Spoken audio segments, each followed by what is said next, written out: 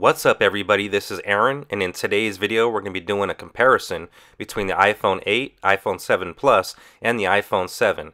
And I will be throwing in some 7S and 7S Plus statistics as well. And by the end of the video you should be able to decide whether you should upgrade, so stick around.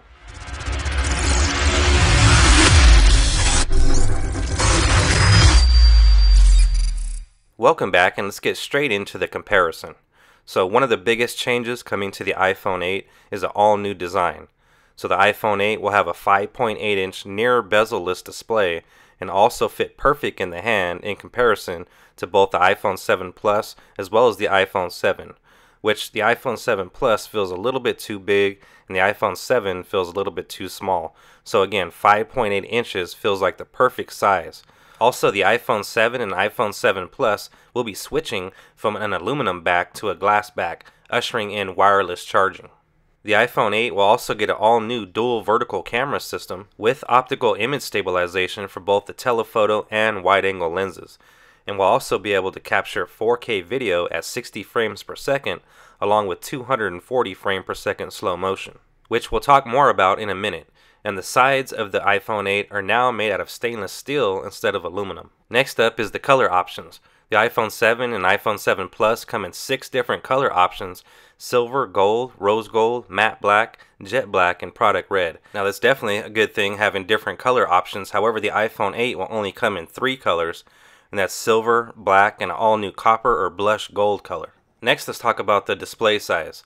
So the iPhone 7 has a 4.9-inch display. The iPhone 7 Plus has a 5.5-inch display, and the iPhone 8 will have a 5.8-inch display. Not only will we get a display size increase, but we'll also get a higher resolution screen, with the iPhone 7 Plus currently supporting a 1920 by 1080p display. The iPhone 7 has a 1334 by 750 display, and the iPhone 8 will either have a 2800 by 1242 display or a 2436 by 1125-inch display. And the deciding factor on whether the display will be 2800 by 1242 or 2436 by 1125 is if Apple incorporates a new function area into the specific location where they remove the home button from. In terms of pixels per inch, the iPhone 8 will have 462 pixels per inch, and in comparison the iPhone 7 Plus has 401 and the iPhone 7 has 326.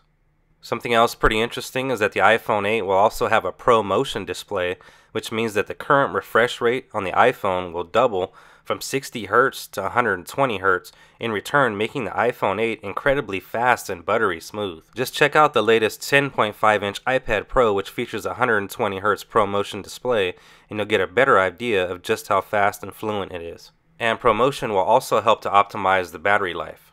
Not only will we receive all these upgrades to the display, but we'll also see for the first time Apple use an OLED display on an iPhone.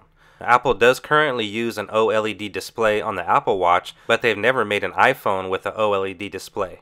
An OLED display means each individual pixel will shut off, allowing for more deeper blacks and better and more improved contrast, which is definitely going to be the better display over the iPhone 7 and 7 Plus. Next, let's talk about the cameras. The iPhone 8 will come with a dual lens vertical camera system and will capture 12 megapixel still images and up to 4K video at 60 frames per second, and will also have the ability to capture slow motion video at 240 frames per second at 1080p. In terms of the front-facing camera, amazingly, we're also supposed to get 4K at 60 frames per second, while the camera on the back of the iPhone 7 shoots 4K at 30 frames per second, and the front 1080p at 30 frames per second. The iPhone 8's front camera will receive a spec bump from the previous generation models to a 9 or 12 megapixel camera. Something else that's extremely important that Apple will be paying attention to this time around on the camera system is going to be improved optical image stabilization. This time around, Apple will implement OIS on both the telephoto and wide-angle lens, which will also create better images in low-light situations. The iPhone 7 has no optical image stabilization, and the iPhone 7 Plus has optical image stabilization, however it's only on the wide-angle lens, which means the iPhone 8's both front and back cameras are going to be far superior than the iPhone 7 and 7 Pluses. The aperture is also getting an improvement on both the front and back, so currently the iPhone 7 has a f1.8 aperture on the back camera and a f2.2 aperture on the front, whereas the iPhone 8 will have a f1.7 aperture on the back and a f1.8 aperture on the front, which again will improve both video and pictures in low light situations. Next, let's talk about some specs. Now, the iPhone 8 will be running Apple's all-new A11 chip with a 64-bit architecture and a 10 nm process. Benchmarks have been leaked and shows an iPhone 8 producing a 4,600 single-core score and an 8,500 multi-core score, which is incredibly fast and even compares to some notebooks. In regards to the RAM, the iPhone 8 will have 3 gigabytes just like the iPhone 7 Plus, while the iPhone 7 and 7S will only have 2 gigabytes of RAM. Next, let's quickly touch basis on the new features.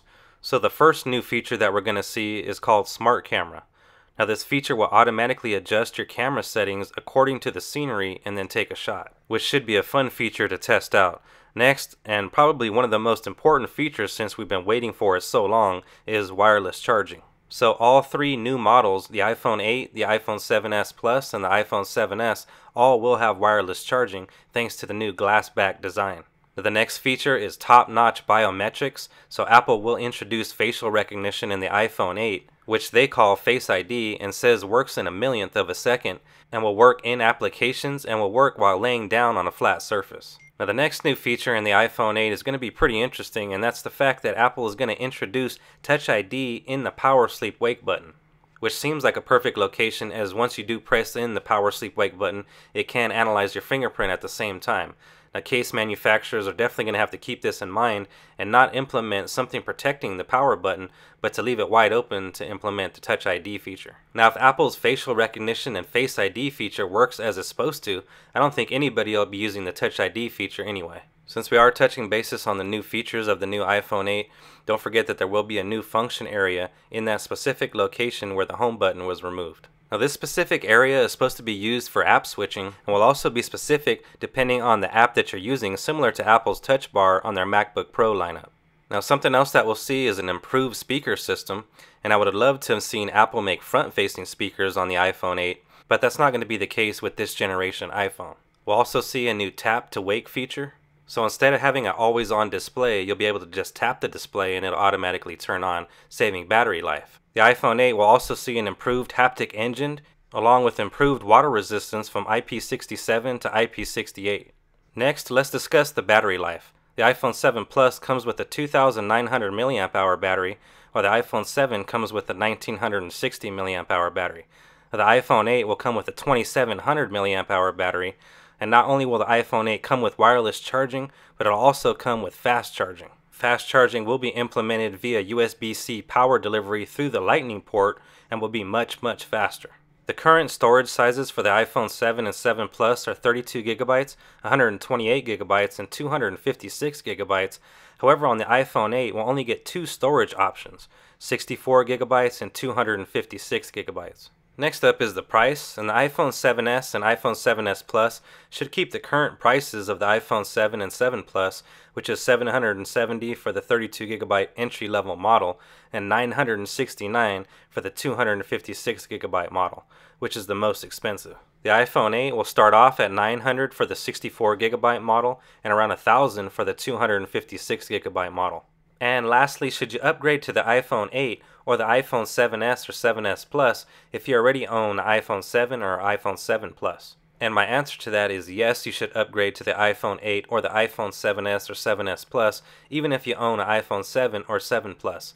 The new OLED screen, camera features, and wireless charging are definite reasons to upgrade to the iPhone 8. And since this is a S year technically, where we would see an iPhone 7S and an iPhone 7S Plus, if you do decide to pick up the 7S or 7S Plus, you'll still see some awesome upgrades, including some nice improvements to the camera as well as wireless charging. So let me know down in the comments section below whether you'll be upgrading this year, and if you are you going to upgrade to the iPhone 8, 7S, or 7S Plus? And also let me know your reason. And if you're going to upgrade to the iPhone 8, let me know what specific color option you're going to choose, the black, the silver, or the new blush gold. I'll be giving away an iPhone 8 once it's released in September, and I'll also be bringing you a ton of coverage on the iPhone 8, 7S, and 7S Plus, so make sure you're subscribed so you don't miss that content. If you know someone interested in purchasing the iPhone 8, 7S, or 7S Plus, then share this video with them and maybe they'll get a better idea of which device they want to pick up. I make technology videos covering both iOS and Android devices, so if you're new here, consider subscribing. Thank you guys for watching. As I mentioned earlier, my name is Aaron, and I'll see you guys on the next one.